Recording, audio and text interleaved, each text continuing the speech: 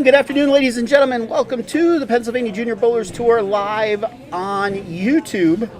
Adult junior action today coming to you from Clearview Lanes in Mount Joy, Pennsylvania.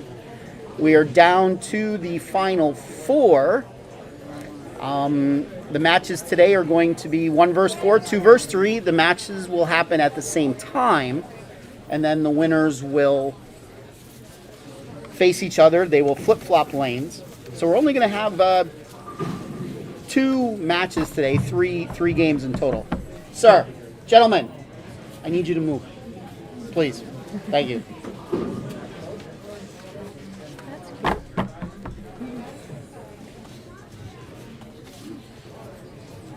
Okay, good afternoon, bowling fans, and welcome to Clearview Lanes for the finals of our second adult junior of the season, event number 11. We'd like to welcome everyone to our event, and today is our adult junior finals. It will be 2 semifinal matches going on the same pair. The winners of each semifinal will flip-flop pairs and bowl each other for the title. It'll be seeds 1 versus 4 and 2 versus 3 in each division of our 4 teams remaining. Time to introduce our 4 teams on each side. Starting with the scratch division, our number 4 seed team today is Derek Warfel and Gavin Davidson. Okay, in the scratch division, your number 4 seed, Our Derek number 3 Warfel seed and team Gavin is Darren Davidson. Zombro III and Colby Bennett. Your number 3 seed, Darren Zombro III and Colby Bennett. Our number 2 seed team is Riley and Jack Selmer. In second, Riley and Jack Selmer.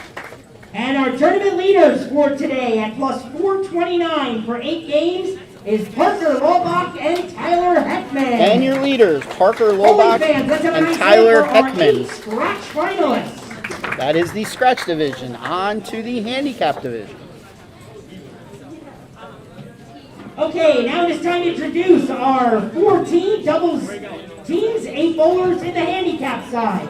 Our number 4 seed team is Carmen Rosselli, Jr. and Senior. On the handicap side, we got Carmen Rossetti. Number 3 seed for Senior and today's junior. finals is Brenton Sherman and Michael Zombro. Brenton Sherman and Michael Zombro in third. Our number 2 seed for today is Logan Wegner and Rick Rule. Logan Wegner and Rick Rule. And your handicap And second? tournament leader at plus 376 for 8 games is Chaz Evenson and Jordan Shell. Chaz Evenson and Jordan Bowling fans, Shell let's have a nice are our hand for leaders in the handicap handicap division. finalist bowler. So in an effort Okay, we'll get our semifinal matches all set up, get practice going, and we'll begin. to have more, I was just about to announce you.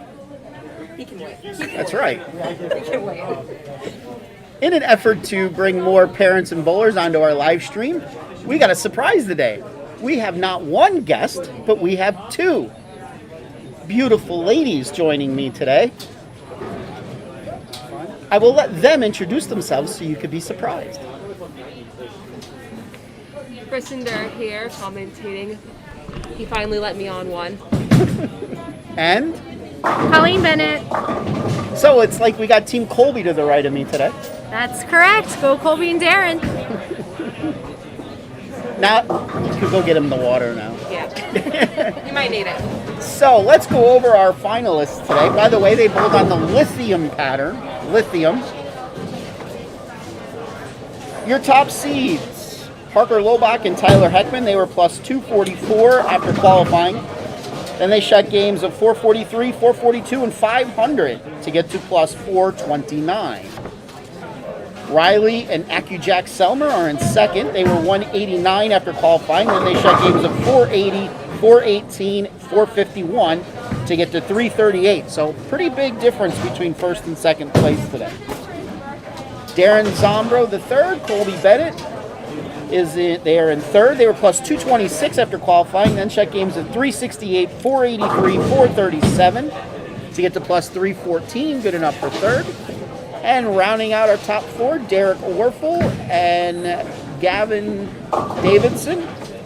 plus 237 after qualifying. Then they rolled games of 421, 408, 435 to get to plus 301. So it took 301 for 8 games today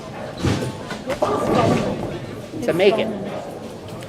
In the handicap division, Also, bowlers, if any of our bowlers from the PJBT have their equipment down at the low end of the house, we'd appreciate it if you grab it. Thank you. in the handicap division, our leaders were Chaz Evenson and Jordan Shell. They were at plus 202 after qualifying.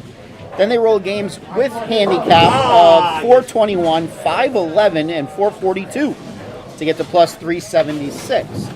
In second, Logan Wegner and Rick Rule were plus 124 after qualifying. Then they rolled games with handicap of 415, 437, and 494 to get up to second at plus 270. Brenton Sherman and Michael Zambra were third. They qualified at 147. Then rolled games of handicap of 410, 488, 400, 488, and 411. No, I was right the first time. 410, 488, 411 to get to plus 256. And you deal with numbers all day? Well, you see how it's kind of scratched out here, Yeah. We'll give you a pass on that Thank one. you. And yes, I do deal with numbers all day long. And rounding out the top 4, Carmen, Rossetti Jr. and Senior were plus 65 after qualifying. They rolled games of 411, 451, and 440 to get to plus 167. And those are our top 4 finalists, both scratch and handicap. So, Kristen, you were watching it a little more than I did today. How did you, what do you think was the best way to attack lithium? Let me explain this bowling center to the people watching if you've never bowled here. It's more of an angle-driven house. You have to have your angles right here. You're going to leave a lot of corner pins in this house. Yeah, I tend to found that the people who were scoring the highest were definitely playing a lot more straighter angles and playing more straight to the pocket. So probably coming up right around 8, 9, 10 at the arrows and pretty straight down lane. People were scoring very high. Darren's a perfect example of that. He was playing pretty much straight all day, and it helped him out a lot. He averaged probably well into the 250s in qualifying. So, and as it broke down, you were able to kind of swing a little bit more to it, but it was a pretty tricky pattern, especially for this house. Definitely, if you got it out too far, you had no give room. Didn't want to come back like most places.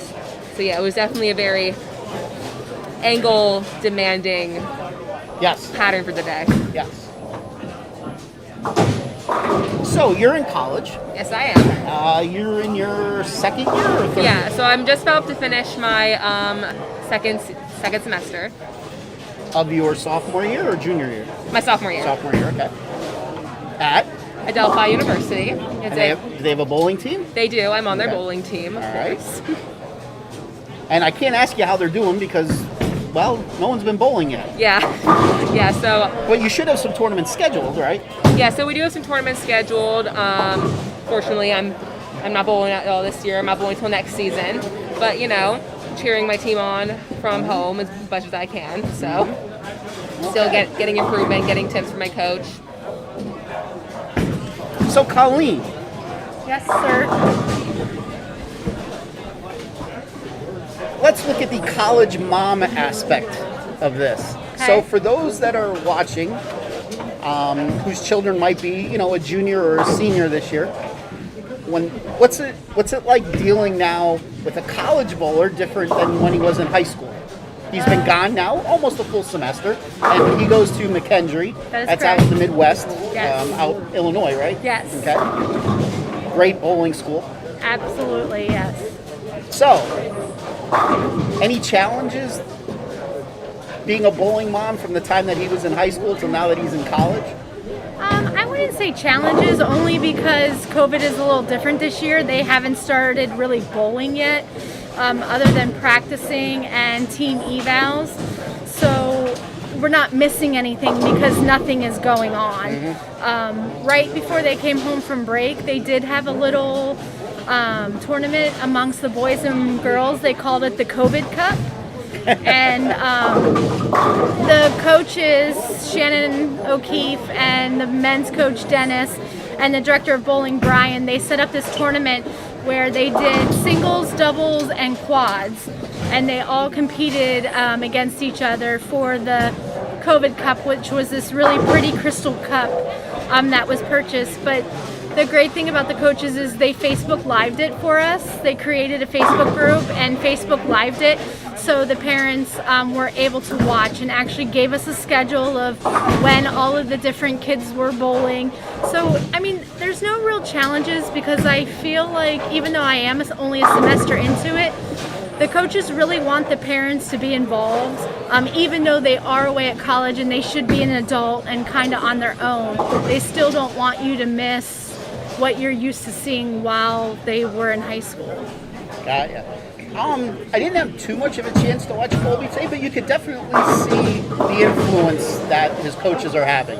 And his game looks like he's got more power in his game now. He does. He did struggle today. Thank God for his partner in qualifying rounds. Darren did carry him a little bit, but that's where what he's learned in college has really helped him to regroup and bring it back during qualifying, and or the extended qualifying, as Matt calls it, Yes. to really help bring his team to the third place. So that's another thing. It's not, for college bowling, it's not always about your score. It's about how you handle yourself on the lanes, how you bounce back, your consistency. They really don't care if you can go up there and shoot 300 all the time. They want to know what spares you can make. Striking's great, but spares win. I will say, watching this for as long as I have now, you see that a lot with college kids. When they come back, they actually struggle on recreational patterns and Right. house shots. Yeah. Now, when we get to our challenge patterns, they're going to excel. Right. Yeah. But it's just because, especially on the men's side for bowling, they're going to learn to roll the ball off their hands. 'Cause there's so much oil out there on the guy side. Can you talk about the girl side? Is it similar? Or? Yeah, so from my experience, definitely when I went out to school and I was bowling collegiately and I was traveling weekend and week out in different patterns, I definitely had to adjust your game based off of what they put out, because they put out so many similar things that have more oil. And then when you come to PJBTs, everything is a lot more of a flippier pattern. So when you get out here, you have to learn how to more like roll the ball and kind of like make it turn. When you're out at college, you have to kind of let the ball work and let it do its thing on the pattern. So I feel like when you come out here, we kind of struggle because though these are easier, we tend to overthink things. So yeah, I can definitely say from going from college patterns to like normal patterns like this, it's definitely a different transition. And I mean, and correct me if I'm wrong, Kristen, PJBT versus college.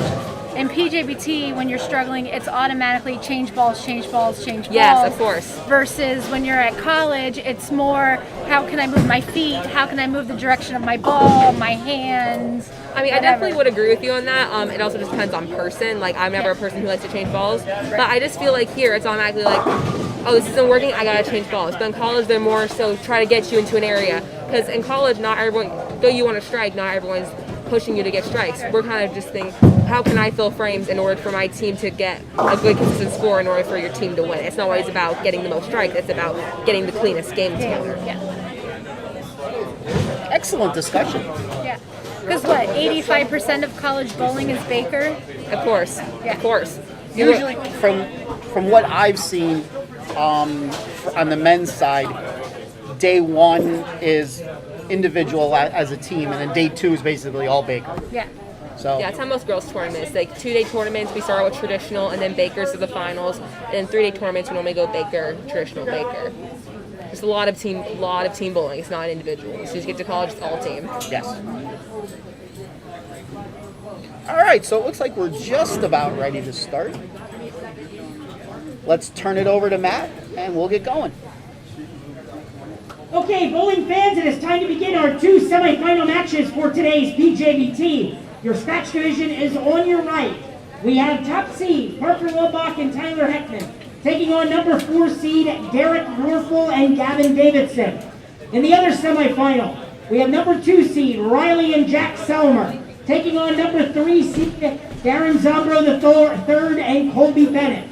Okay? Winners of each of those semifinal matches will bowl each other on the left pair for the title. On the handicap side, we have top seed Chaz Evenson and Jordan Shell taking on number 4 seed Carmen Rosselli, Jr. and Senior. The difference in handicap is 8 pins, and that match going to Chaz and Jordan. Okay? On the handicap side, we have number 2 seed Logan Wagner and Rick Rule taking on number 3 seed Brenton Sherman and Michael Zombro. The difference in handicap is 19 to Wagner and Rule in that semifinal. 2 semifinal winners over here will advance to the right pair to bowl each other for the title. All right? Bowling fans, let's have a nice hand for all of our semifinalists. All right, and away we go. Just as a reminder, if you just joined us or didn't hear me the first time, we're bowling on the lithium pattern. Lithium. So I'm going to let you ladies commentate here. Great. Well, Colleen, I know you could do it because you've been in the booth with me a few times. Yeah. Kristen, I have all the faith in the world in you. Thanks.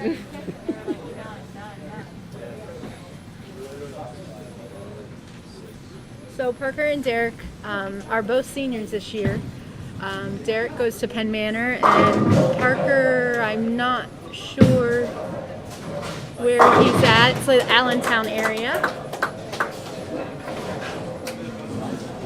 Parker's getting a start with a nice strike. These are the types of angles I was talking about at the beginning. The straighter angles were definitely the places where you had to throw.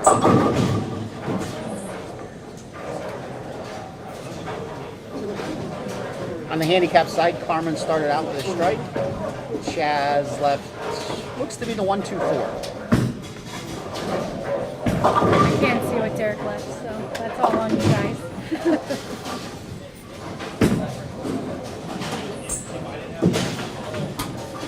It's weird seeing Jordan in the handicap division today. It is. I know. I'm only bowling against him. Yes.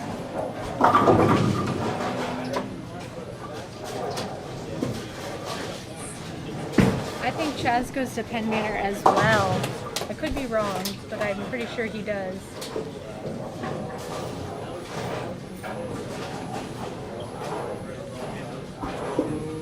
So as always, our message board is live and operational. Should you wish to chime in, let me know where you're watching us from today.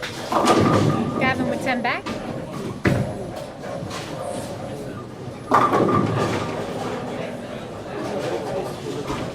Brenton Sherman left at 10. Jason, if you didn't know, Gavin Davison also goes to McKendree. I heard that too, yes. Riley, who is also a senior with 10 back. Lots of seniors today.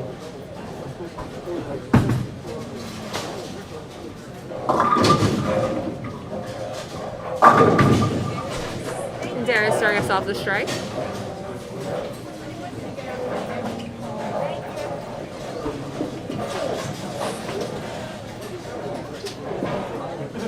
It's funny to see Jack and Colby against each other because in the last few years, adult juniors have always been Colby and Jack. But, so why don't you explain why they're not partners today? Well, they're not partners because they're both sanctioned adults now. So with this being an under 20 or adult youth tournament, that means one bowler is an adult and the other bowler is a youth bowler. So that is why Colby and Jack can no longer be partners. They can be partners in an adult tournament, but not today in the PJBT under 21 doubles. Or, I'm sorry, under 21 adult youth. So are you still getting used to that? Colby is an adult? Well, define adult, because we're not there yet. Legal. The legal definition of adult.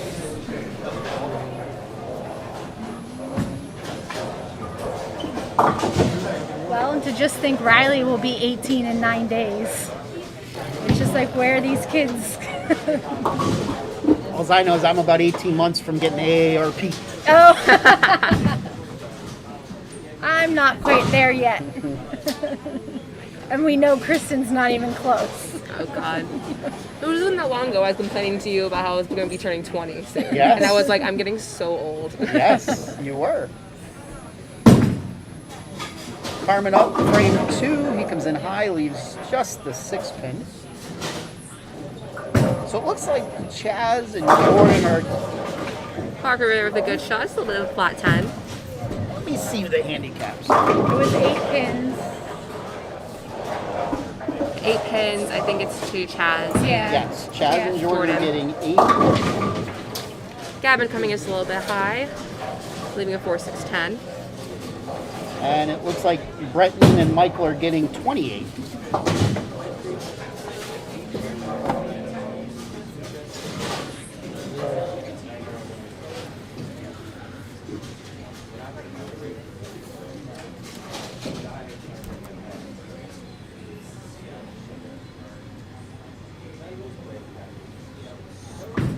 Quiet in here.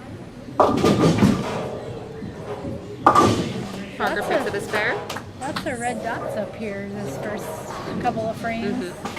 Mary Ellen's listening in. She said Parker goes to Liberty. Goes to Liberty. Thank you, Mary Ellen. I couldn't remember what high school you went to. Hi, Mary Ann. We missed you today. And Derek is a junior. Dave Bennett says, what a Oh. broadcast. Tell him to get to work.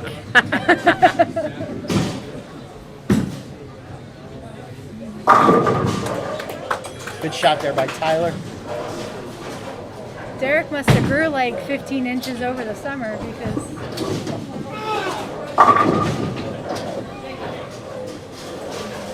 Little grunting going on the handicap side. yeah.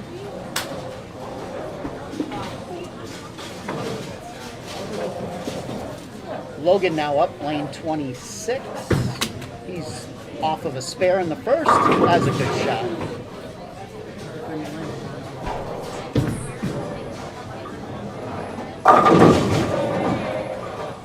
Riley, good shot. Coming in just a little bit light, leaving a 10 pin. Brenton came in high, left the 3-6-10. Triple I makes his 10 pin.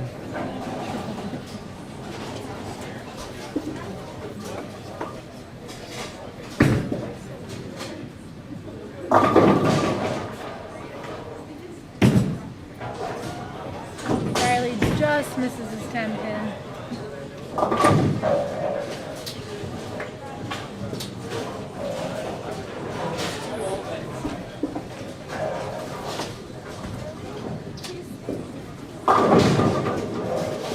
Hope we got a little lucky with that one.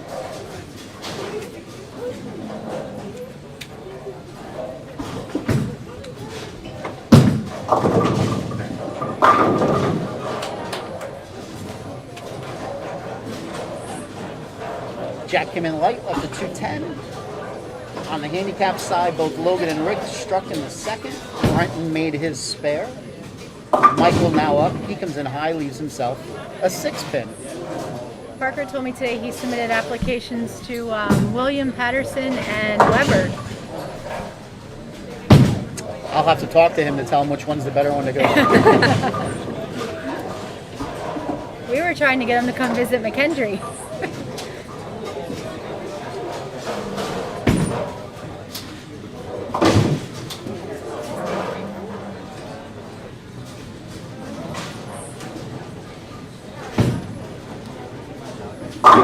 Ten back for Parker. I love watching him. He's improved so much. Oh, I was just I agree. thinking that. Yes, so much. So why didn't you lace him up today? With it being in college, I just choose to bow out of adult juniors, especially with the new rules now with the under 20 divisions and maybe having to be an adult and then having to sanction youth. It's just a big mess. So I got you. but I will be bowling next week. Me and Emma will be back with our 21 under doubles. Oh. You know, those rules that's for girls. They are different. They are are very very different. Yep. Gavin there with a nice strike.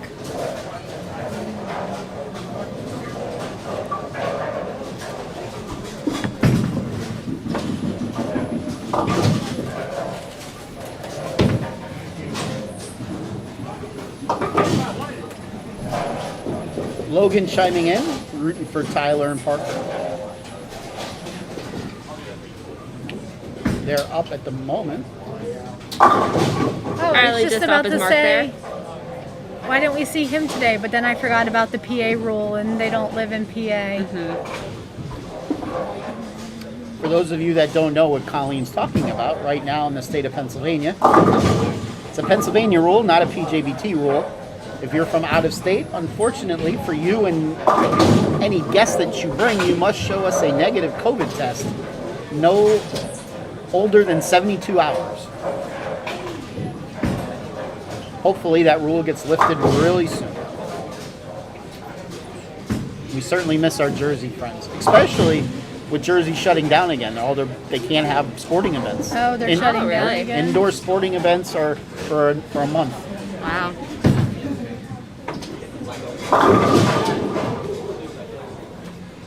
Is that 4-9 a pocket for 4-9 Zombo. over there?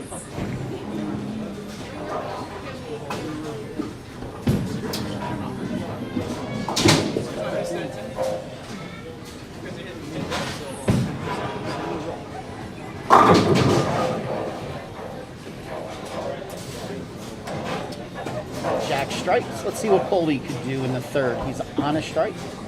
Looking to double.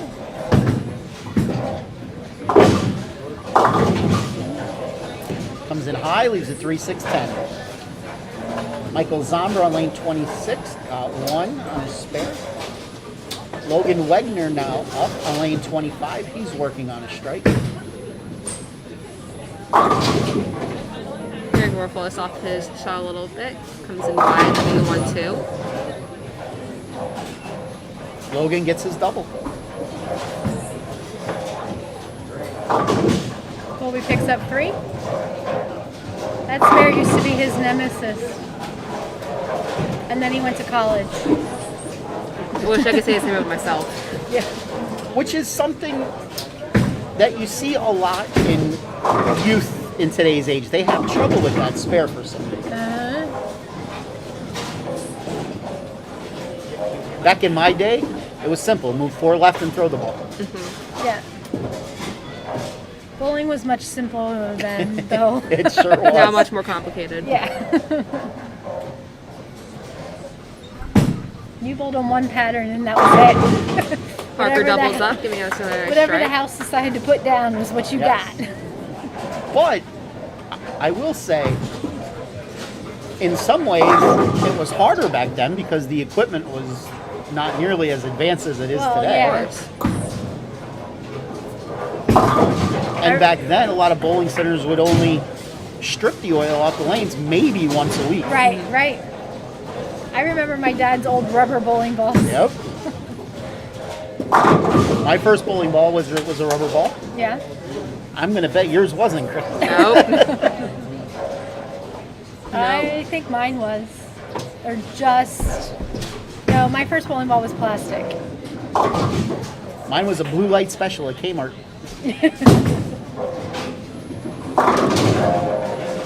And believe it or not, back then Kmart would drill your bowling ball Yeah. too. Wow. Heckman misses his 7-pin. Which is a good thing because you do not want to be around when a rubber ball gets drilled. Phew. It'll stink up the entire bowling center. Carmen Sr. up in the 4th, working off of a spare. 10 back. Right. Triple. Or. Yeah, sorry. 10 back for D.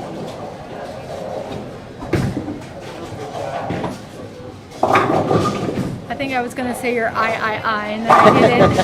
Riley giving us a nice strike, coming off a spare.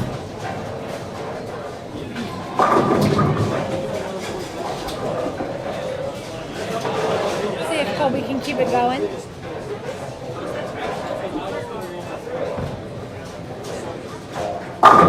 Ten back. So once again, our message board is operational. Should you wish to chime in, let me know where you're watching us from.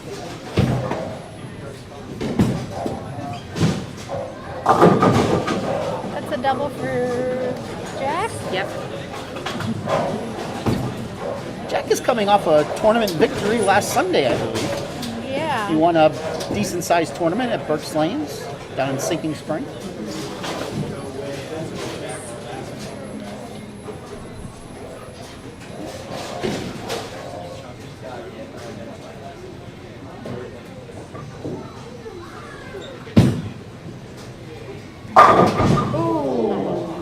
Great shot there by Parker. Those are the kind that really hurt when you're on a double. Those really Yeah. hurt your heart. Yeah. You feel those. Sometimes just take the momentum right away.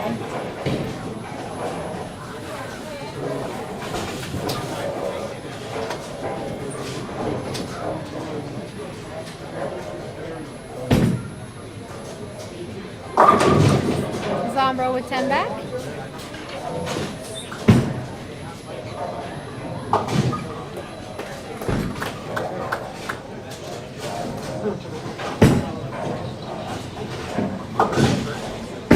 So you tired of working from home yet?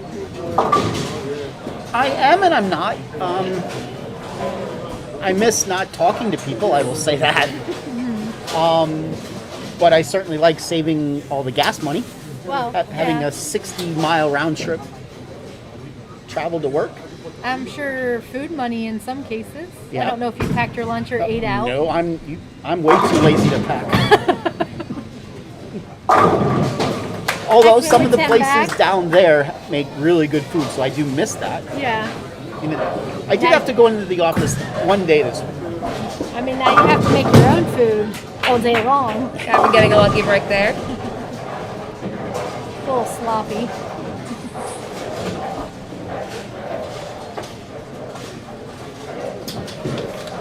Kim is saying good luck to Carmen Jr. and Senior. That was kind of close. I think that bounced out. I think so. It's hard to tell from this angle. Yeah.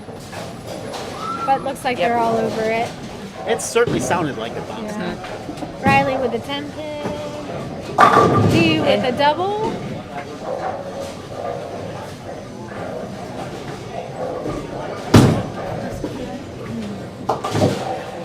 So for those of you just joining us, this is adult junior. So the 4 teams are all bowling at the same time, but they're bowling the opponents across from each other. So on the right pair, Parker and Tyler are bowling Derek and Gavin. Riley and Jack are bowling Darren and Colby.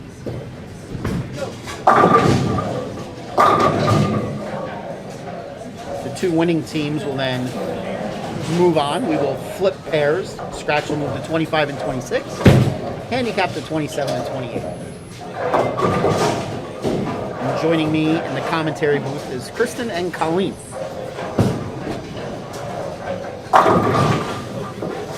Jack with a triple.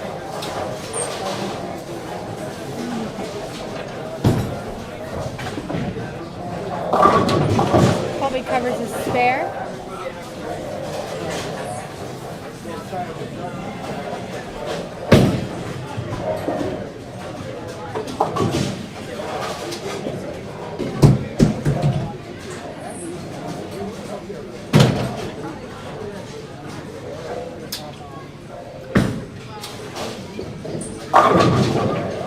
Derek with 10 back.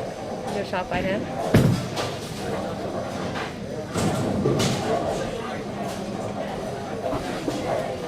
Logan misses his 6'10".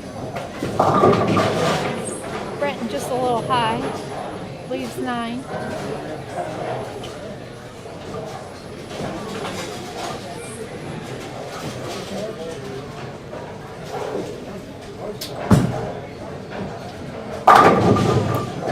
Parker, now 10 back. Coming off that good shot. Yes, that's really where that solid 8 is. Yeah. Say Parker is definitely one of the most consistent bowlers that I've seen, especially this season. He's gone a lot more consistent with his scoring abilities and his accuracy on the lanes. 100% agree. Gavin with a double. See if Darren can keep the momentum going.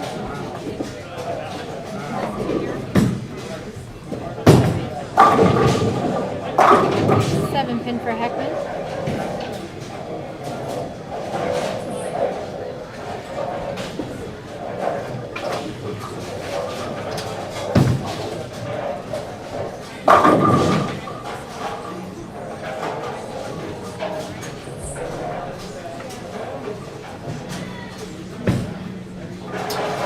Just a touch high.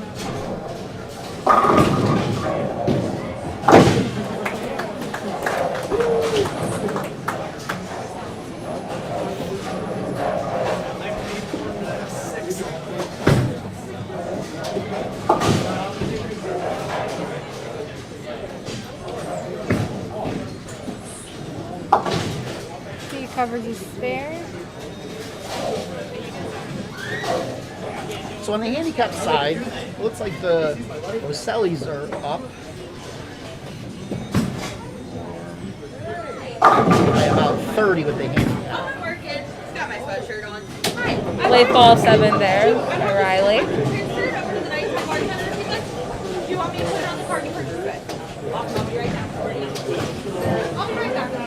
And in the other handicap match, with the handicap, it's just about tied right now.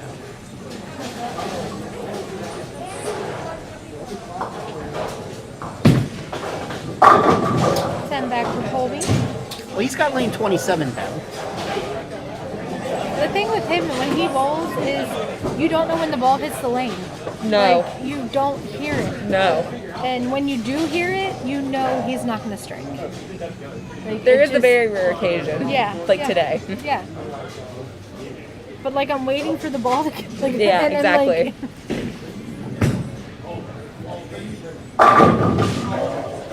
Some are with 4 in a row now. Chad Stevenson, no spare.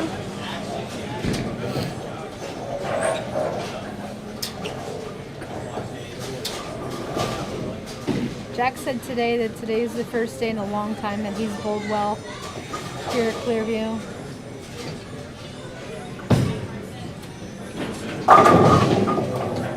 Parker with a nice double. Really do.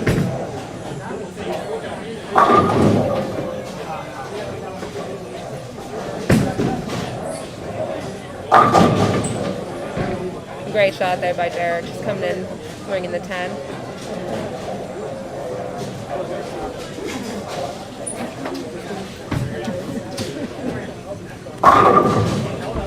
Sir. Brent.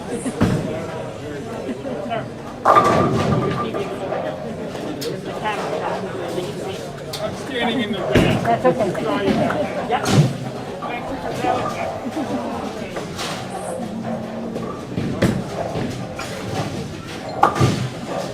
Derek covers his spare.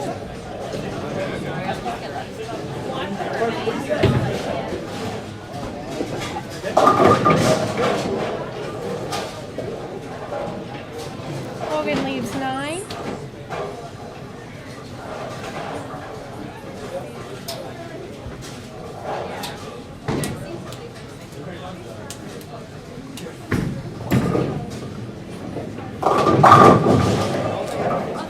Derek, nice shot. Gavin, nice shot to make it a triple. Too many people. I know.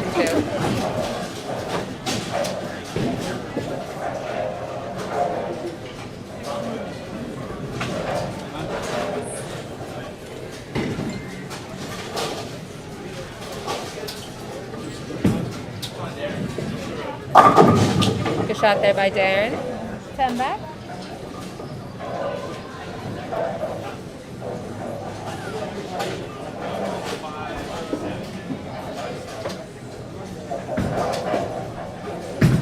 Oh, nice shot by Riley, but stinking 7 pin.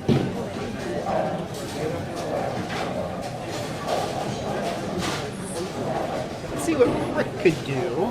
Lane 26, he's working on a strike. That's a double. Colby doubles up. Late fall 10 pin.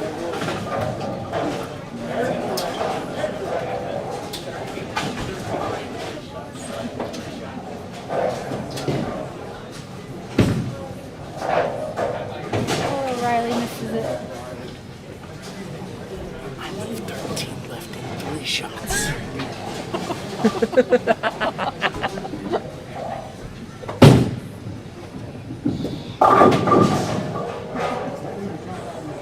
Hey, whatever works. At least he moves. Right?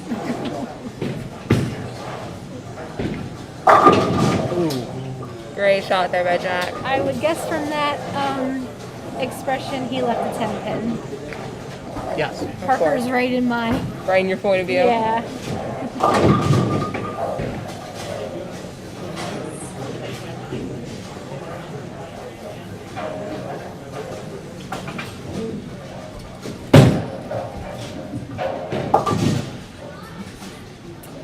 Carmen Jr. with a spare in the 7th. Jack picks up the spare. I don't know. These scratch matches are pretty Pretty close. close.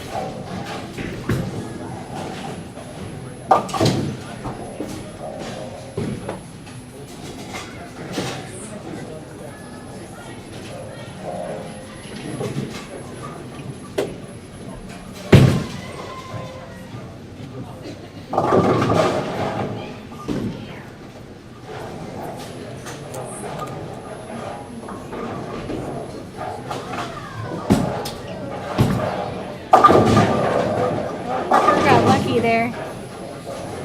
Lucky to just leave a 4 pin. Yeah. Especially with these games being so tight.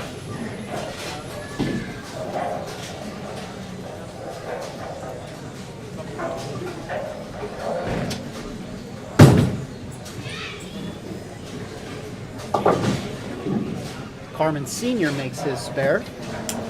See if Logan can pick this one up. And he does it. Flat 10 for Derek.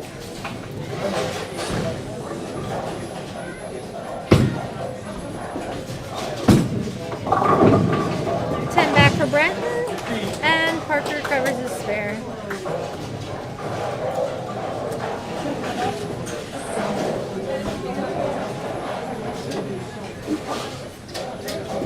So you asked us all the questions. So how does it feel to have a PJBT bowler that has aged out?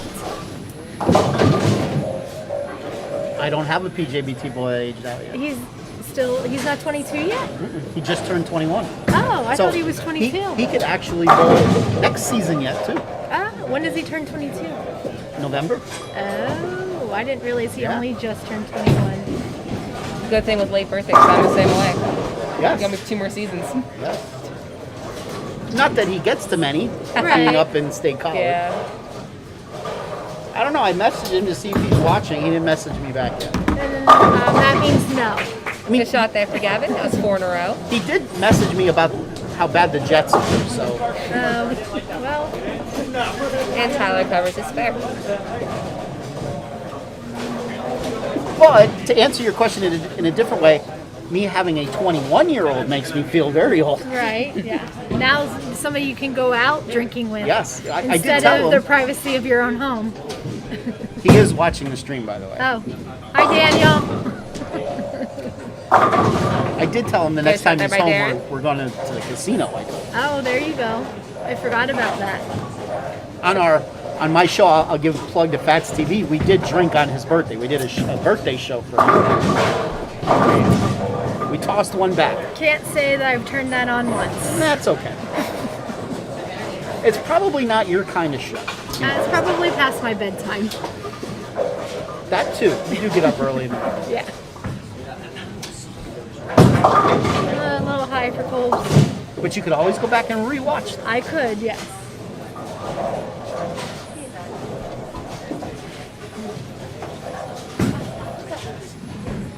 Riley covers his spare.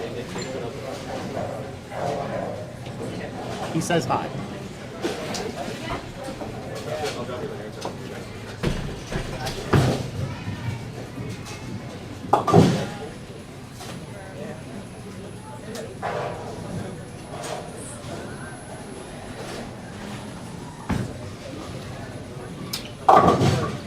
Jack and Colby are almost going shot for shot.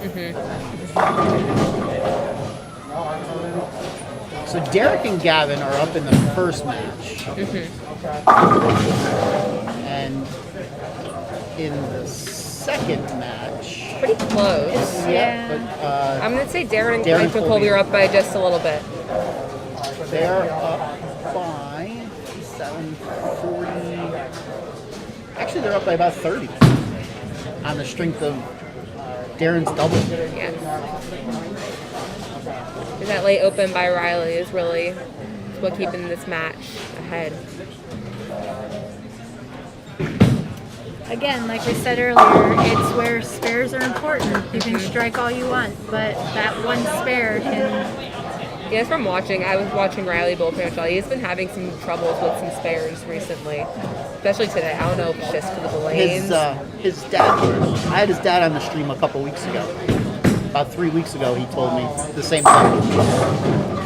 Yeah, I've definitely seen his spare game definitely struggle a little bit. It's always something to work for. 10 back by Tyler. And that could easily be COVID related, not getting out to practice Yeah. as Yeah, much of as course. you'd like.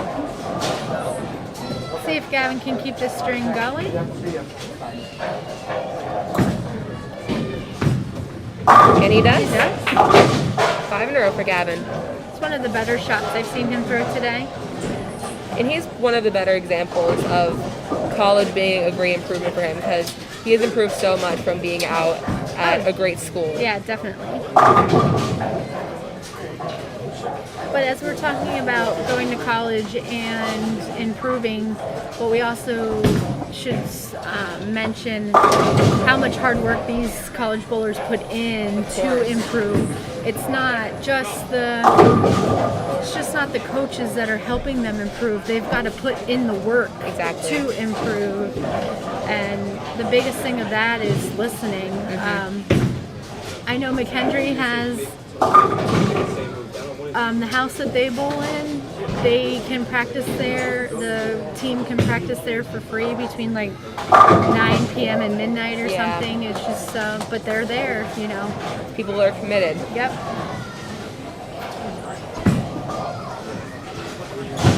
Ooh, that might just open the door a little bit Yes, for that Jack and definitely. Riley. So let's see here. Darren can max out at 212 and Colby can max out at 227. That puts them at plus 39.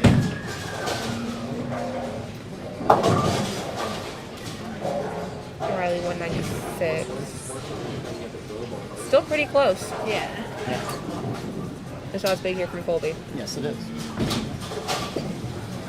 All right, 10 back. Especially now that he's got off his struggle lane. Yes.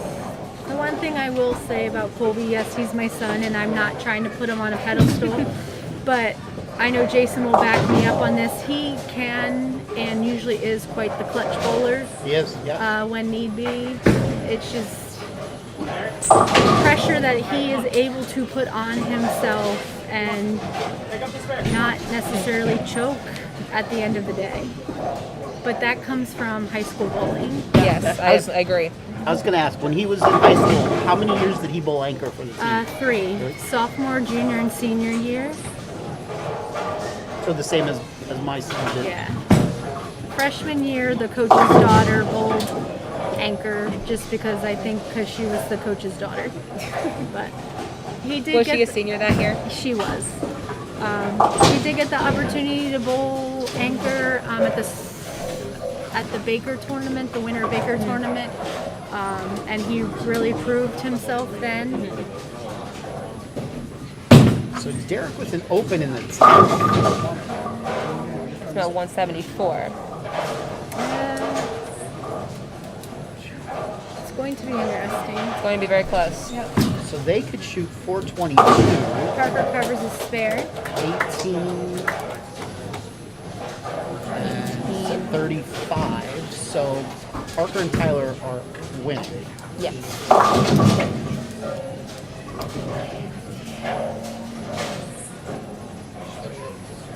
It's really going to come down to what Tyler does in this first ball.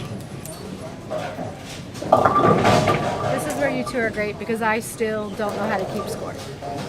I'm not putting that out there. very good at math when it comes to bowling math. That's my one strength when it comes to numbers. I never had to learn. When I was a junior bowler, we weren't allowed to keep score until we hit the junior major senior league. And then the year I hit that league, the automatic scoring came into play. So I just never... If there are no marks, no strikes and spares, I can do it all day long. You start throwing that. Yep. Forget it. Once my sister entered college, when I learned how to do bowling math, because keeping score, trying to figure out. Yeah. Lock it up. See what Tyler does. 10 Nice back. strike. Okay.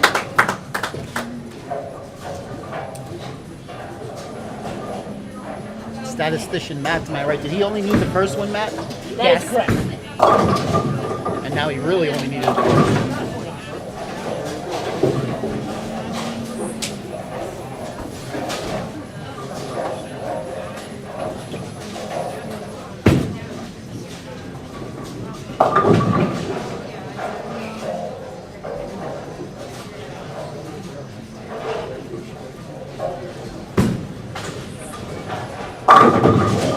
And that's a triple.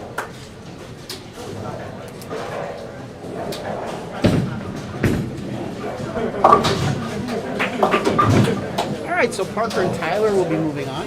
Just about into the 10th frame for the handicap.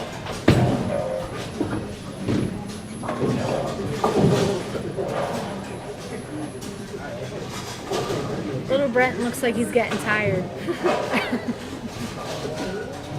It's been a long day of bowling today. It has. It's been a long day and I haven't even done anything. I know, I feel you there. A good place to leave it. All right, so 431 for Parker and Tyler.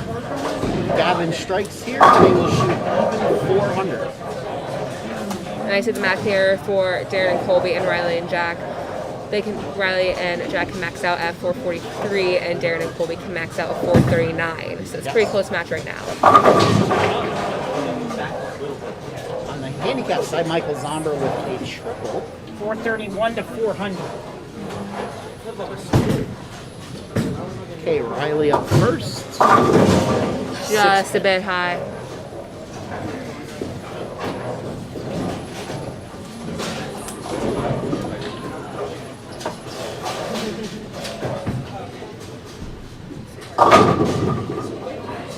Identical leave. Yes. I was going to say that looked inside off of this. Yeah. He threw both those shots inside. He's left a lot of 5 pins today from going inside. He's trying to get that straight angle, like I said, we have to be playing. But he's been getting a little bit too steep, and it's just not finishing.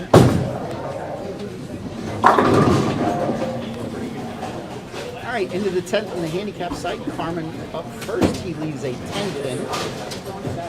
It's really going to come down to Colby and Jack.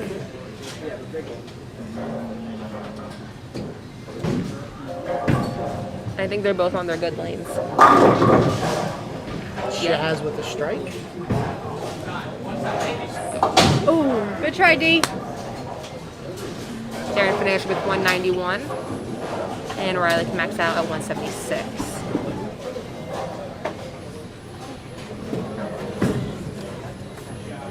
All right, Ray.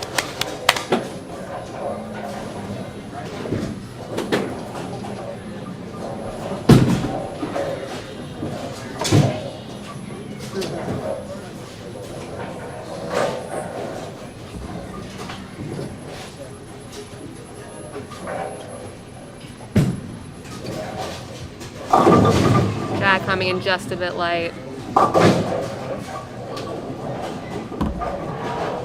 He now can max out at 225. I will Give tell them you, 401. the nervous mom's drive never goes away. Colby needs it to strike here. Okay, now Jack needs to spare and get good count. Yes.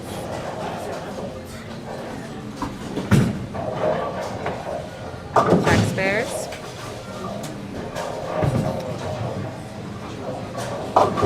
So Colby spare strikes 207 and 191. Puts him at 398. So Jack needs 8 pins.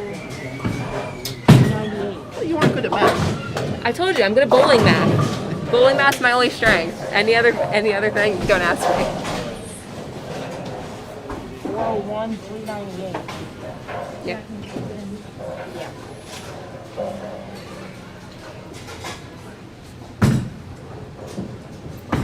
And that'll be enough. And Riley and Jack will be moving on to the finals.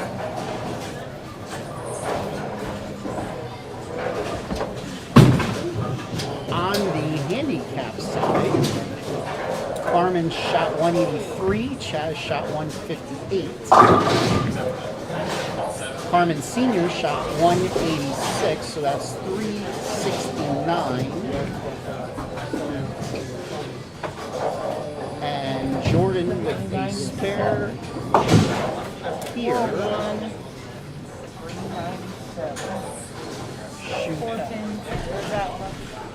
93 with the My handicap. first shot wasn't that bad.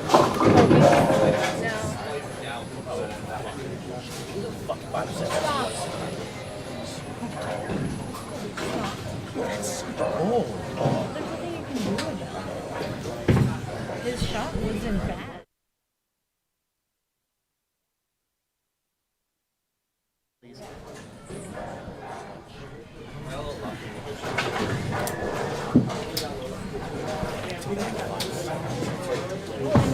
So I believe the Rossettis are through, right, Matt? Did the Rossettis get through? Hold on. Yeah, it's only 8 pins. I'm pretty sure. No, Jordan and Chaz were getting 8 pins. So that's in already. Yeah. So they got 340, So we got and the Rossetti's at 369. Yeah. Kristen said that your shot wasn't that bad.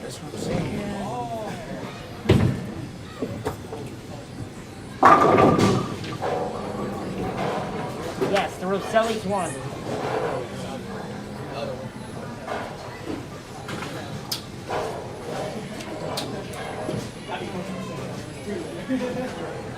Breton in the clubhouse with 127.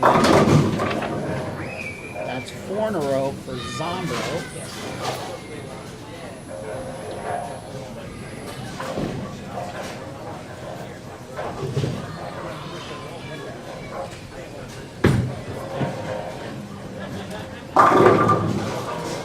Good shot there by Logan.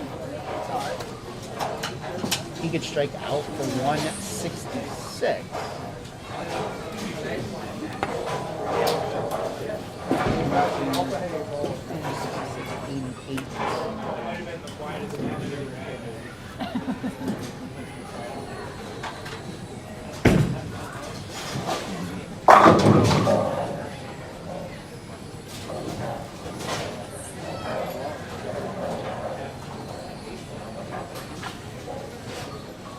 Zombro with 5 in a row now.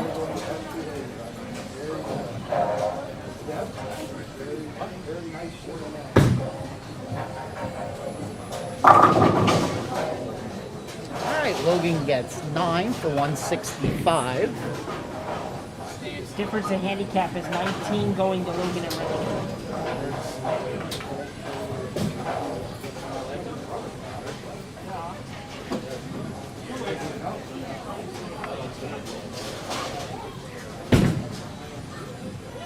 All right, Zombro gets the back 6, so they have 339. So this match is basically over. Logan and Rick will be moving on to the finals to face Carmen Jr. and Senior.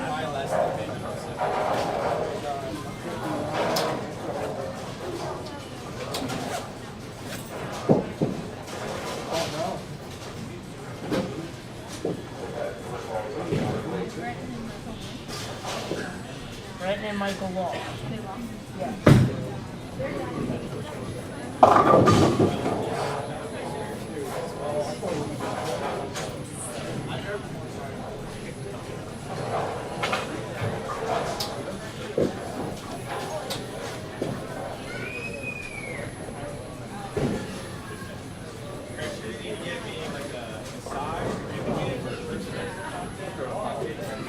All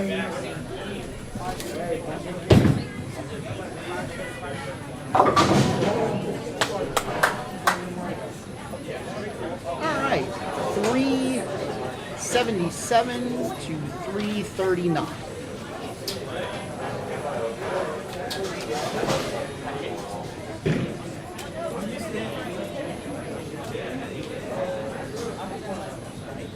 All right, that concludes game one. So we'll hand out the awards for our third and fourth place bowlers. Then we'll flip-flop, and we will have the finals. And then I get to have some food. It's that nice. Fat guy's hungry. Felt that.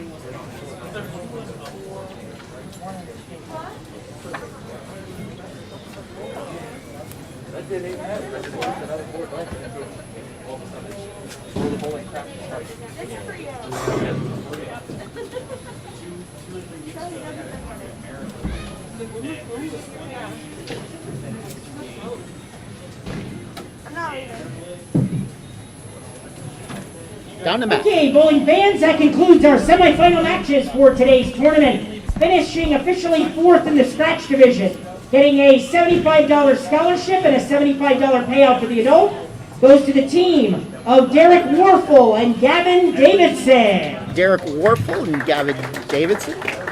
Fourth place finishers today in the scratch division.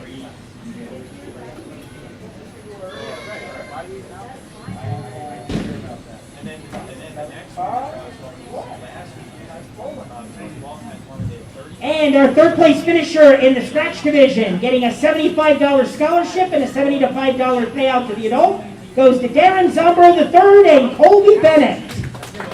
Darren Zombro III, Colby Bennett. Third place finishers in the scratch division.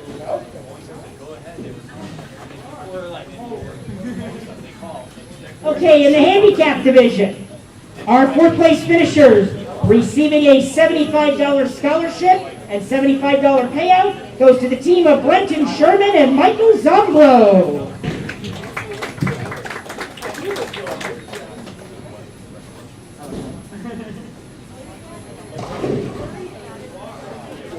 Brenton Sherman, Michael Zombro, fourth place finish.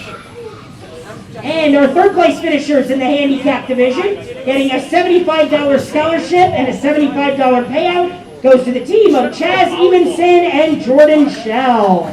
Chaz Evenson, Jordan Shell, third place, scratch division. Okay, on to our title matches.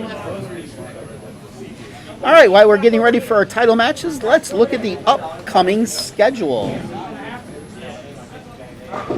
me 1 second to go set up the monitors and then I'll get you on practice. Next week, under 21 doubles, Colony Park Lanes, York, Pennsylvania. Start time at 10:30. If you want the discount, you have to put in a deposit by 11:59 tonight at www.pjbtbowlingseries.com. As long as you put in the deposit, you will get the discount. Our max is only 54 teams for this event due to COVID restrictions. So if you know you're bowling, definitely get in your deposit as soon as possible so you do not get shut out. The following week, December 20th, is our second girls-only tournament at East Lincoln Lanes, my favorite little bowling center. Girls only, Sunday, December 20th, 10:30 start time. Then we have our annual day after Christmas tournament at Haja Rose Bowl in the Allentown area. We split this tournament into the scratch and the handicap start times. Handicap starts at 10 a.m. Scratch usually a little after 2. But you definitely want to be there by 1:30 at the latest. See you. Colleen and Kristen have left me. I'd like to thank them for joining me in the booth today. They do a fabulous job as always. See you next week.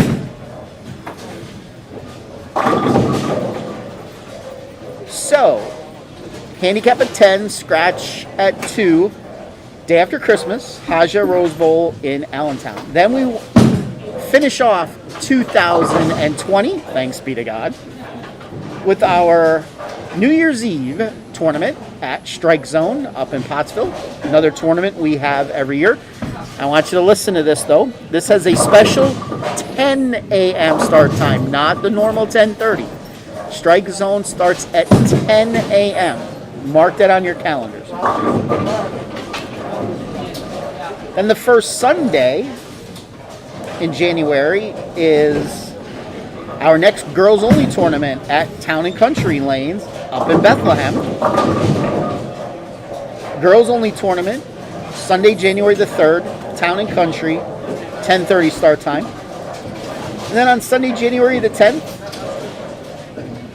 the full show comes to Town and Country for Major Number 6. Sunday, January the 10th, 10:30 start time. So those are our upcoming events on the Pennsylvania Junior Bowlers Tour. You could download a copy of the schedule at www.pjbtbowlingseries.com. If you're not yet a member of our Facebook page, you can find us on Facebook at PJBT Youth Information Page. And if this is your first time watching us today, thank you very much. If you like what you see, hit that subscribe button in the upper right-hand portion of the screen, and you will, if your notifications are turned on, you will be notified each and every time we go live on the Pennsylvania Junior Bowlers Tour. So we got a couple more minutes yet, and then we will get started. Hang with us, ladies and gentlemen. Hello, Chloe. How are you?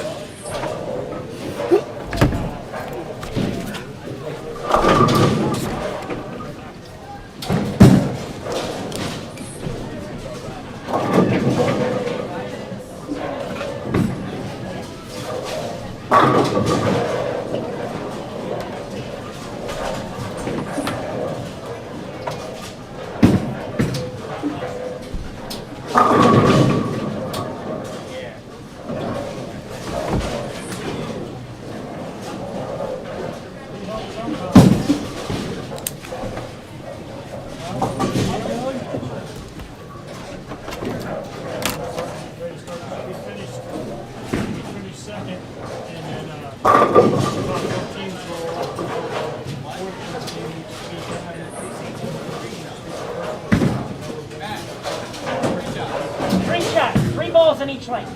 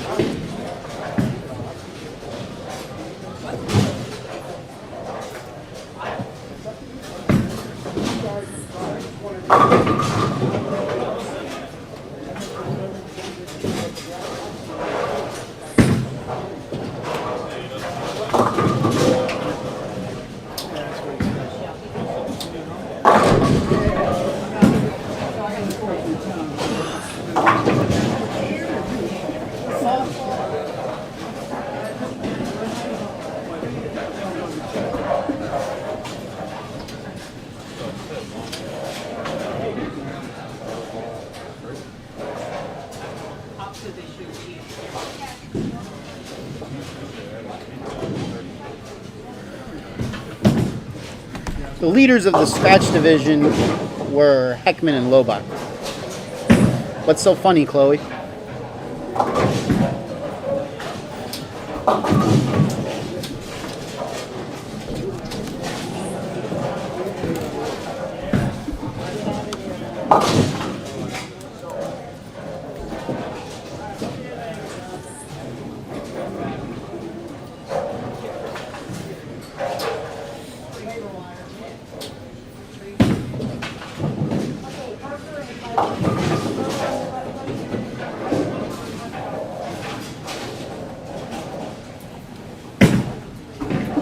We did have one 300 today, and it was a junior bowler.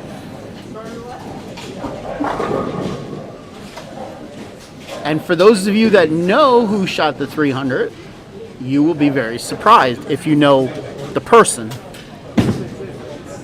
Jenna Hunsaker shot 300 today in Game 5 of qualifying.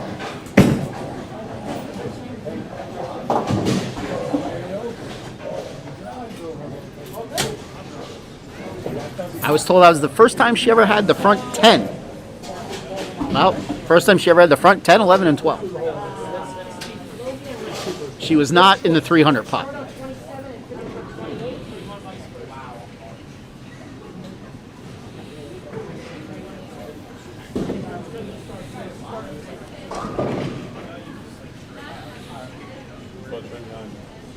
Sorry. All right, looks like we're just about ready to start.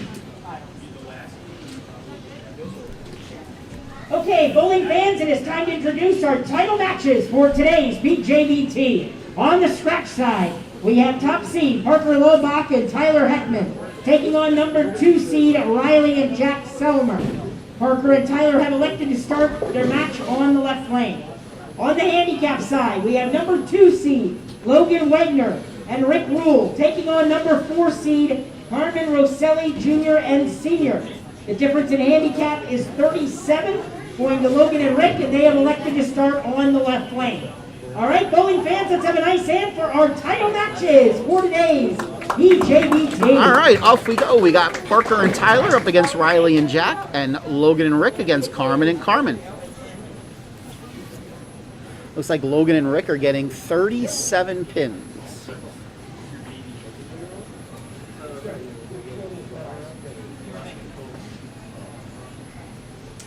Riley will be starting us off.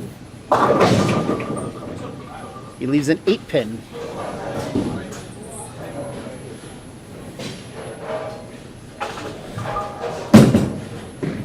Carmen up. Leaves the 1-2-4, I believe. Is that how we started with in the first game? Parker with a strike. Not a good start there for Logan. Looked like that ball slipped off of his thumb.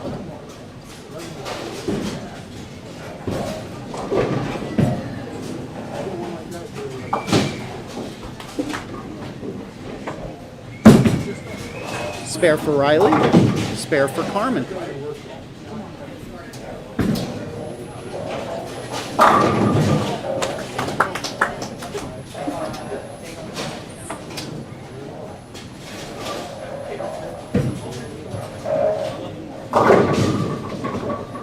Eight pin for Selmer.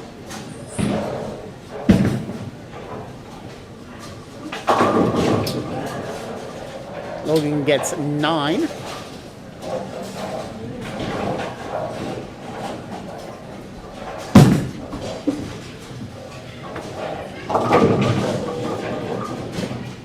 Carmen Sr. with a strike. Selmer makes his spare.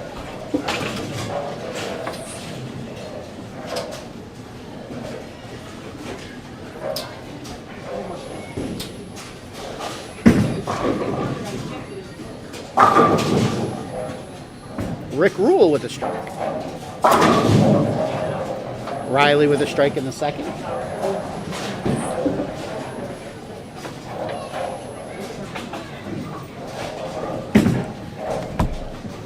Logan up in the second. He comes in light, leaves the 1-2-8-10.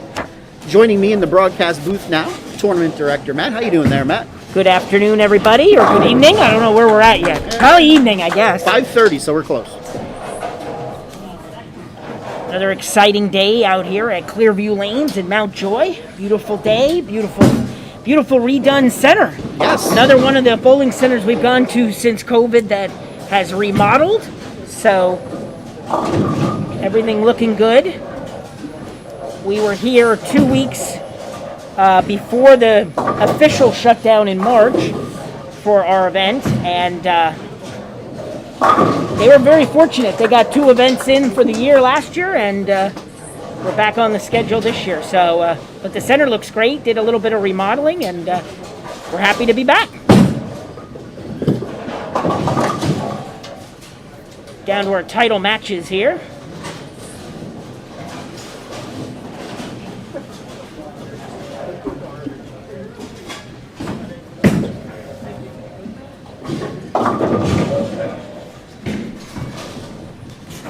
So we have a pretty good match on the scratch side between Laubach Heckman and Selmer.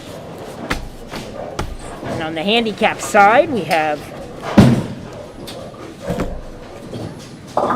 Wagner and Rule against Rosselli's.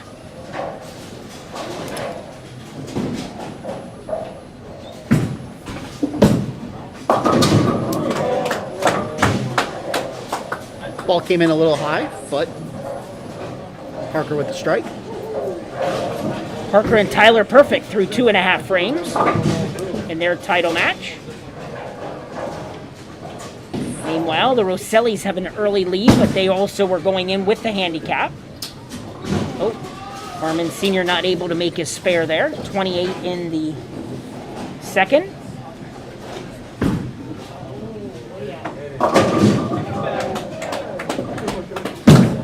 Tyler with a surprised look on his face. I'm going to assume he did not think that was going to strike. And Carmen Rosselli Jr. with a strike. Very interesting approach that he has. His footing is like a left-handed bowler, yes, but he throws the ball like a right-handed bowler. Very interesting. 10 pin for Jack Selmer. And on the handicap side, Logan Wagner came in a little bit light, leaving the washout, the 1-2-4-10. He'll look to slide the head pin over into the 10. And Rosselli Sr. with a strike to follow up his son.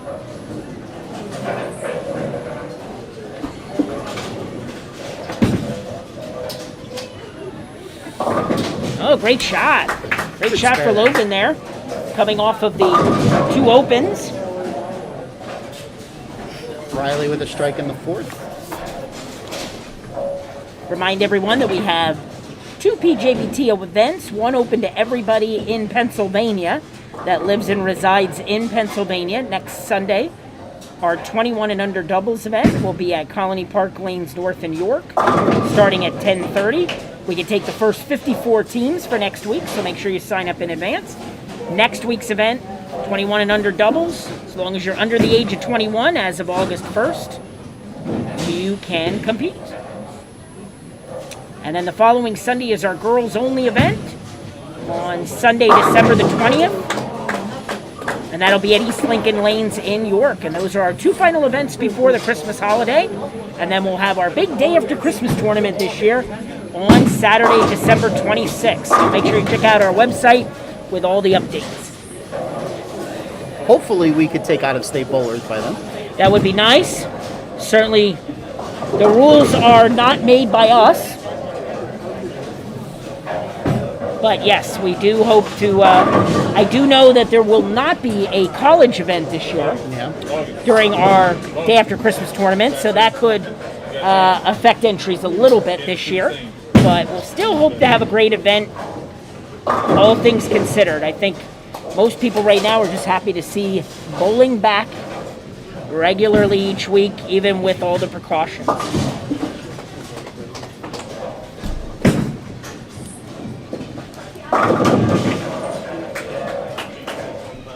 And there's a double for Rick Rule.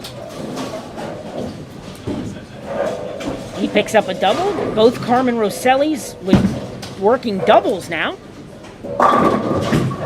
And first strike of the match for Logan Wagner.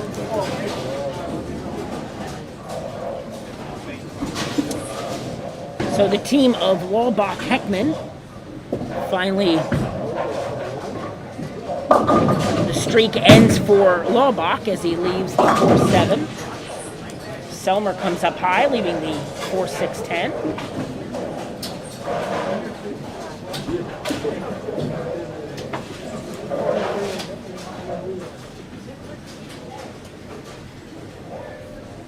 Hello, Chloe. And yes, Cole, Jack did throw a good shot there. He needed to get 8 on his fill shot to shut out Zombro and Bennett. He did throw a really good shot. Ooh, good spare there by Roselli Jr. Just the way you want to make the 3-9-10. He just hit the 3 enough to take it down and then let the ball deflect into the 9. Ekman with a 6 pin on the scratch side. So back-to-back spares looking to set up. Roselli Sr. comes up high, leaving a 3 pin. Right now, the Rosellis maintain the lead in their match halfway through this title round.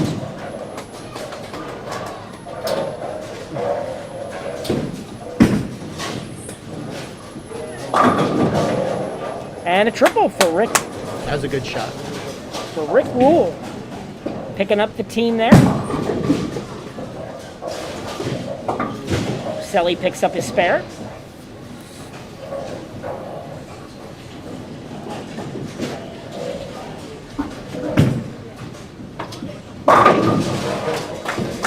Good shot there by Parker. Be right back.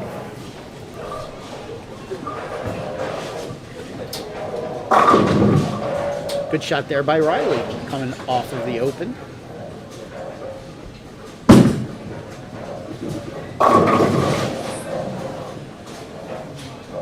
So Parker and Tyler with the lead on the scratch side.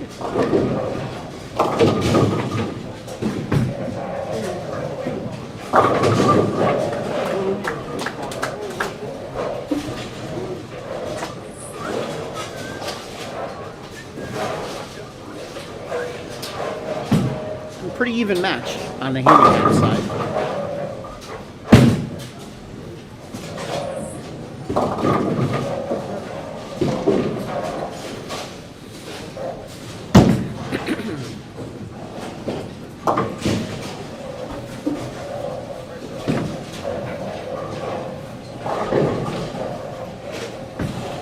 All right, we're up to the 7th frame on the scratch side. That's a double for Riley.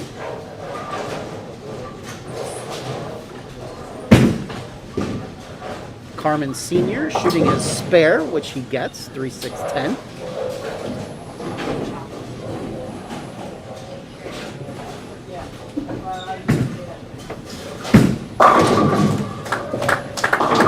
Parker with a double. Rick, 4 in a row, gives it a little slap out.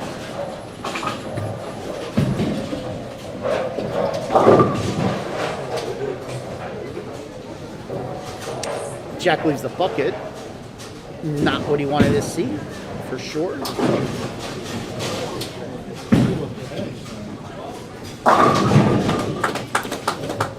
Why is he playing with the edge sometimes? Thank you for getting the scores up on the scratch lane. Yeah, that's what I noticed. So that you can see the difference total.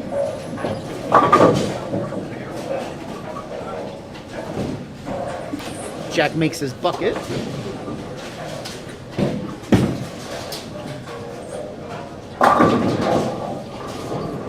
Good cover there for Logan after getting a gutter ball.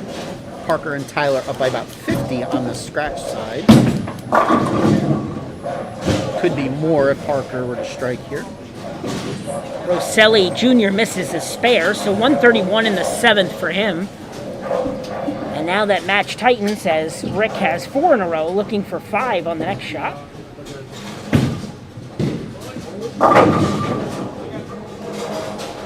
Seven pin for Laubach.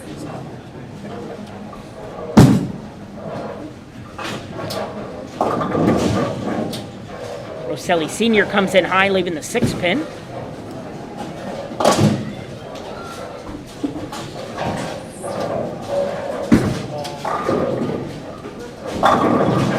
Oh, and a really good shot there for Rick, leaving the 7 pin.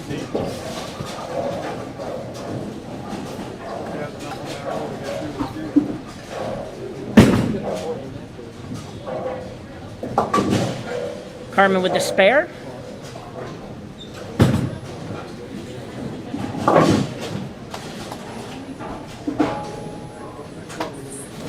Logan and Rick with about a 20-pin lead if Rick were to make this.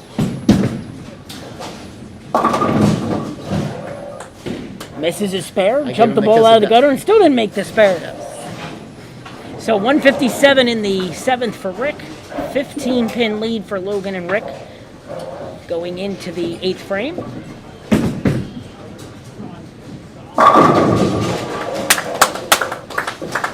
Tyler Heckman with 3 in a row. Keep their lead in the 50s.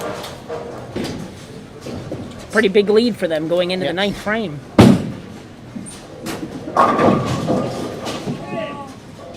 Nine and a wiggle for Rosselli Jr. After Logan gets a strike.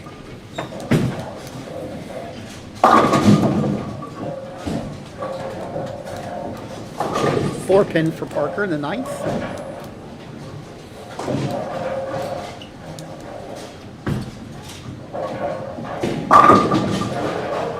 Riley with a strike. Pretty good shot there. Rosselli Jr. picks up his spare.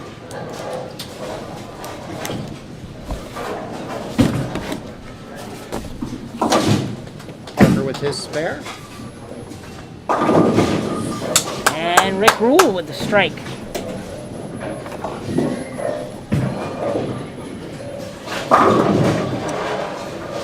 Jack with a strike. I think he's still trying to figure out how he left the bucket in the 7th.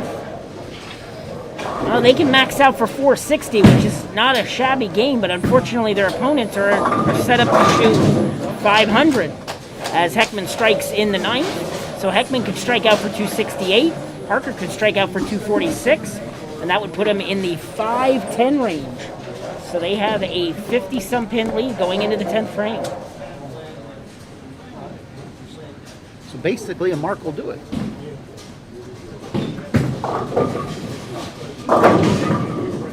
Seven pin for Parker.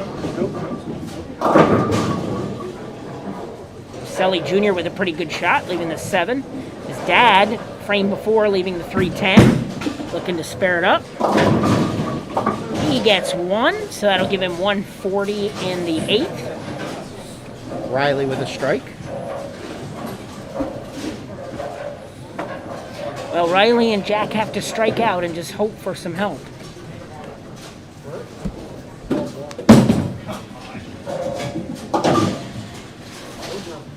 Carmen Selly Jr. with, yep, Spare. spare. Pretty tight match on the on the handicap side.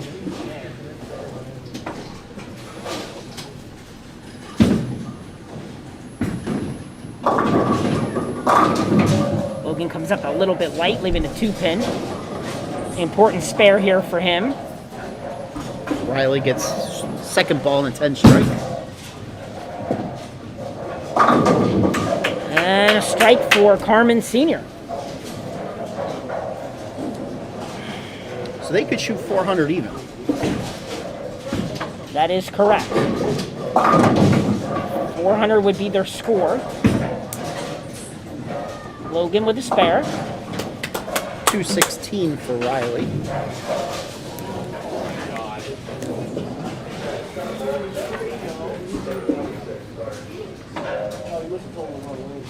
No, they just called it. They didn't call it back when I went up there and opened.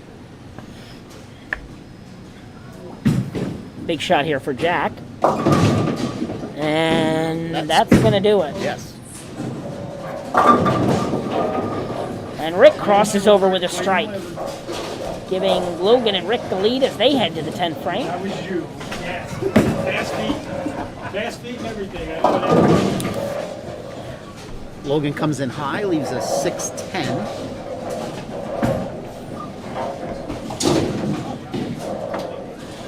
Jack left the 2-4-10 and made the 410.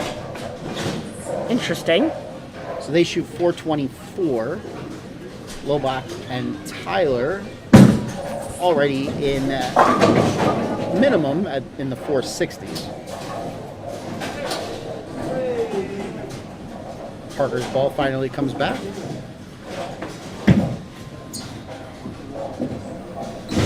Logan does not make his spare.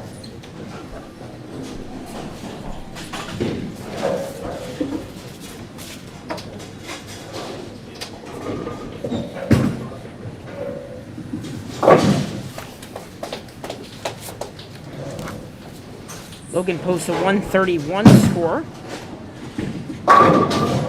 Roselli with a strike, so that will add a double in the 10th so far. That will tighten up this match on the handicap side. How many pins are Logan and Rick getting? They are getting the 37? 37 is correct. 247. And your winner, Parker Lobach, shoots 235. And we'll see how his partner finishes up. Ooh, and Roselli with a snowplow strike to finish the match at 200. He did a Josh. He did. So now 5 pins separate, but Rick with the double going, so they're really up 15. Yes. They're really up 15 here, so very important to get a first strike here for Carmen Roselli Sr.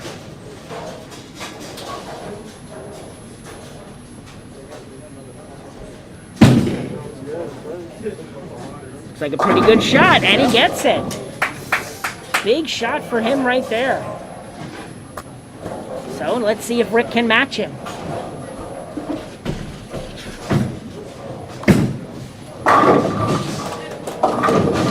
Rick comes in high, leaving a 4-7-10.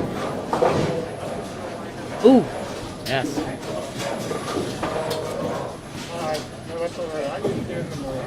Have to wait till we're done. We'll be done in a couple minutes. Okay, 6-10 for Carmen Roselli. Just want to note back on the scratch side, Tyler Heckman. 9 count, 267. Those guys finished. Oh! And he makes the spare. Wow. 502 to 424 victory for Laubach and Heckman. So the Rosellis are at 388. So 7 pins.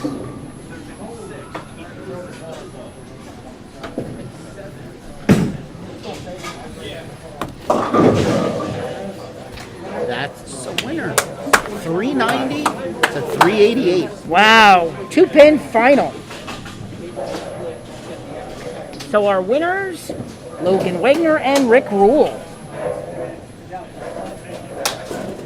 Nothing like making a split in the 10th to win. He did. How about that? And he needed it. He needed every shot. Yes. So 353 with the handicap. 390 to 388. He made the 4-7-10. Oh, damn. That's a good one. 4-7-10.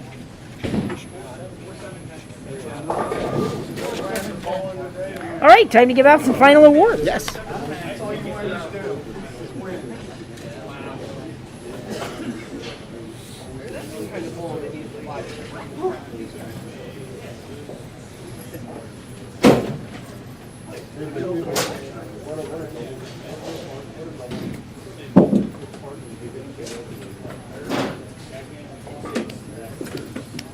All right, so we'll give out the awards for first and second place, and then we'll bring the winners back for final interviews.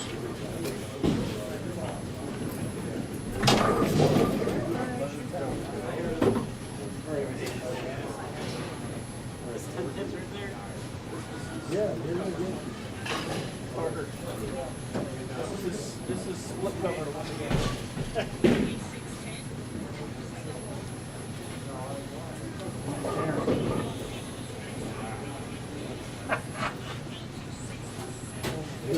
Awesome. I knew I had two of them. I didn't think I had. I didn't think I would go over.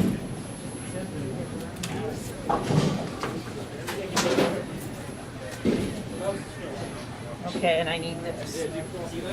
Oh, I thought that was for me. Yeah, I know.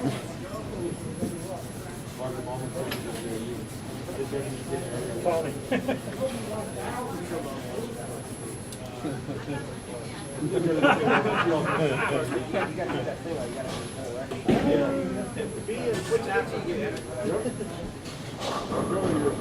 can crouch down in the background.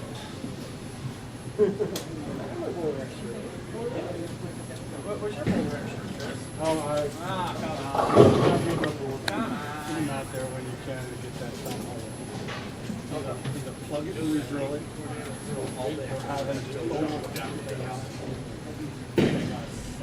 Wait, you threw another ball today? Yeah. We're gonna need a picture. Probably put it back and move 2 boards left. I was gonna say you probably moved a total of 2 boards today. Alright, somebody's gonna be in charge of the camera in a moment.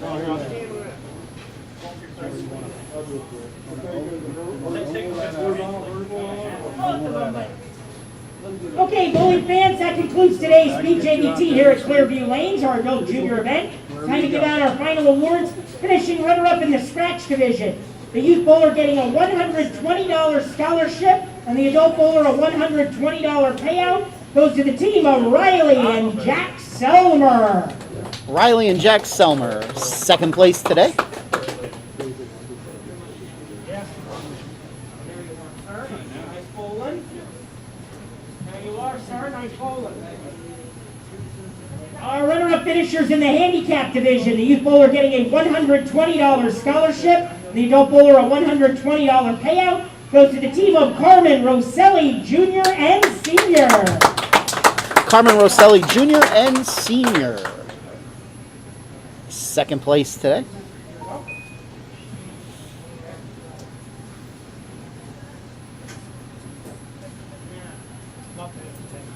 $120. Okay, and now it's time to announce our champions in the scratch division. Our adult champion receiving a $200 payout and plaque goes to Tyler Heckman. Tyler Heckman, your adult champion today in the scratch division. Congratulations. And our youth champion receiving a $200 scholarship and the first place acrylic plaque goes to Parker Lobach. Parker Lobach, first place scratch youth today. On the handicap side, our adult winner receiving a $200 payout goes to Rick Rule. Rick Rule, adult champion on the handicap side. And our youth champion receiving a $200 scholarship and the first place plaque goes to Logan Wagner. Logan Wenger. All right, we'll get a picture with our winners and then we'll send it back for final interviews. Stay tuned. We'll have those Champion final on the interviews, handicap and then side next for the Sunday, youth. we will see you at Colony Park Lanes North for our next PJBT, our 21 and under doubles event finals next Sunday afternoon, December the 13th. Thank you, everybody. All right, I'll set up the camera and we'll do final interviews and then we'll wrap it up. I'll be right back. Okay, winners. I know you don't have plaques, so grab a bowling ball. That might be easier. You glad I got you a bowler? I don't have the plaque. You want it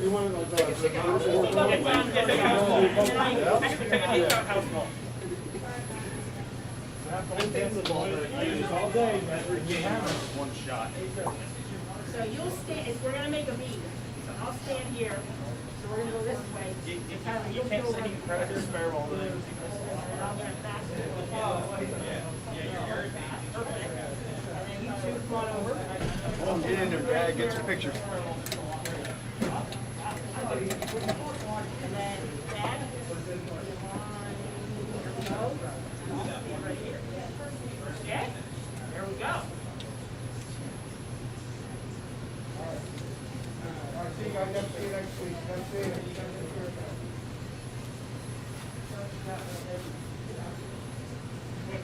Get a picture with your camera. Okay. How many more cameras are coming out? Aaron?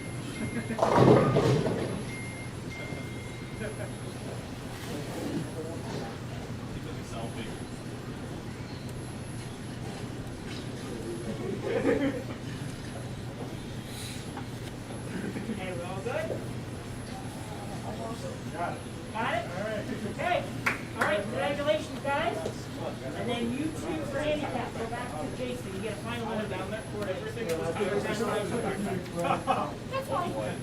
And that's hoodies in your backpack too. Just so you love your dad. Where are you taking a shout out to myself? Come on, bud. Good.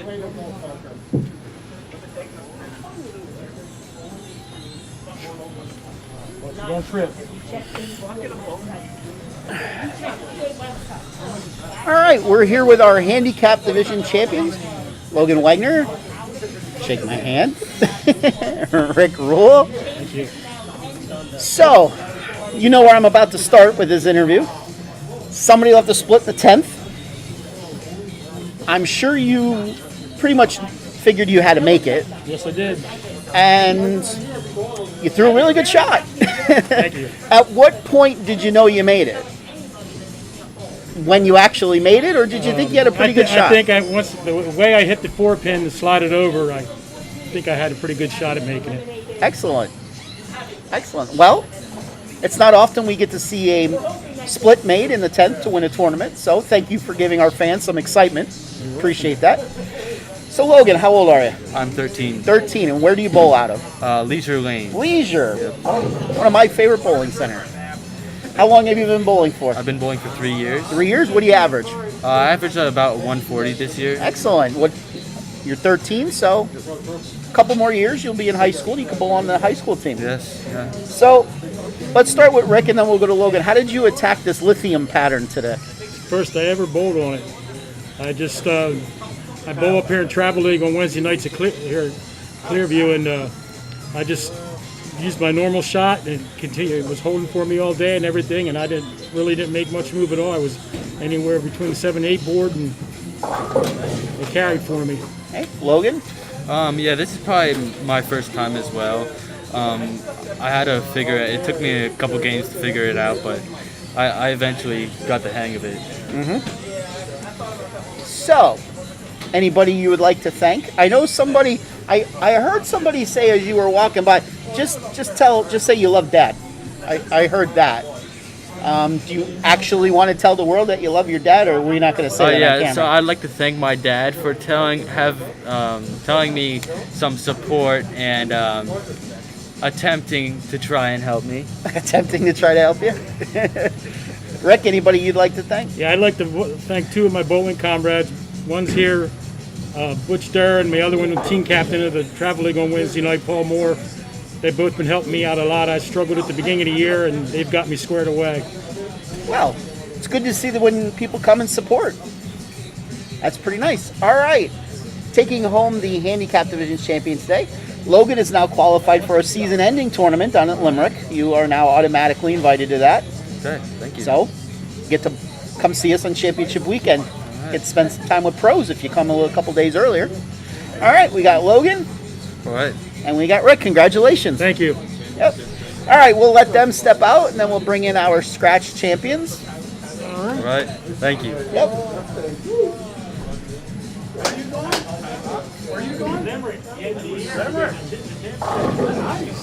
Yes, and usually the first weekend in June. Okay. All right, let's bring them in. I thought they didn't need me to cue them in. I figured they would just start walking once they... Oh man, chair. How's it going? It's going. All right, we're here with our Scratch Division champions today, Parker Lobach, Tyler Heckman. Both of you guys have sat in my chair already. Yep. So, let's just talk about your championship match. Good job shooting 500 in the finals. Thank you. You don't lose too often when you shoot 500, I'll say that. Yeah. Take us through the championship match. First off, were the pairs similar? Obviously, we flip-flop from the semifinals to the finals. Did you have to make any adjustments, or? When we started on the right lane, I thought there was a little bit more friction on the right lane because scratch, handicap. So when we went over there, it was about a board or two different. So I knew there was more friction here than over there. Okay. So going from 27 to 28, I had less miss room because I don't think any lefties were on that pair. So so it was just me and Riley in the championship match over there. So I couldn't really get it out as much as 27-28. Got ya. So, how'd you attack lithium all day? I attacked it with a new ball that my coach gave me. It's an overseas ball. Okay. The strong bite. Just play in the middle lane because there's hold in the middle, so I was playing around 13, 12, 13, somewhere around there. Okay. I pretty much played all day with an IQ Tour Nano Pearl, standing 18-ish, going up the second arrow. Pretty much a standard lefty shot. Got ya. So, I contend that this house, your angles are important here. Yeah. If you don't have your angles right, to me, you're going to leave a lot of 10-pins. Do you guys agree with that? I think we saw that good in the semifinal match on my end. Yes. yes, you did. All right. Who would you guys like to thank? All my family, my dad that drove me here. Pop-up came out, and everybody that was watching, supporting me online. And you guys did have some supporters. You did? Yeah. And a shout out to him for bowling so well with me. Sigh. For the call-in. Oh, yes. Sigh. And of course, thank you. Tyler? I'd like to thank my dad for driving us here and Yeah. Polar X. I was just about to say, you want to give a shout out to This Big guy shout works out to them. there, so. I do. Yeah. pretty important then to give him a shout out. Polar X, my coaches from back in junior league, I still focus on the fundamentals I was taught there. Ooh, that was a long time ago. Like Well, it has been 3 years, so. like 1940 something. Wow. The fundamentals still exist. Oh wait, the 40s were when I bowled. Never mind. All right, ladies and gentlemen, taking home All right, Packers, I'm going to get your lanes turned off for some No, they could have waited till I was done. Taking home the Scratch Division title, Parker Lobot. Thank you. Tyler Hackman. Congratulations, gentlemen. Thank you. All right, so we'll let them get out. We'll bring Matt back in, and we will wrap this baby up. Okay.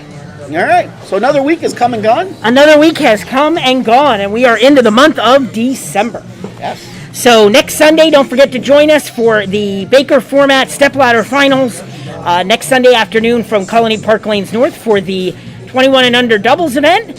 We start at 10:30 next Sunday. We can take up to 54 teams. So make sure you sign up in advance. Get a discount entry fee if you sign up by the end of tonight, by midnight.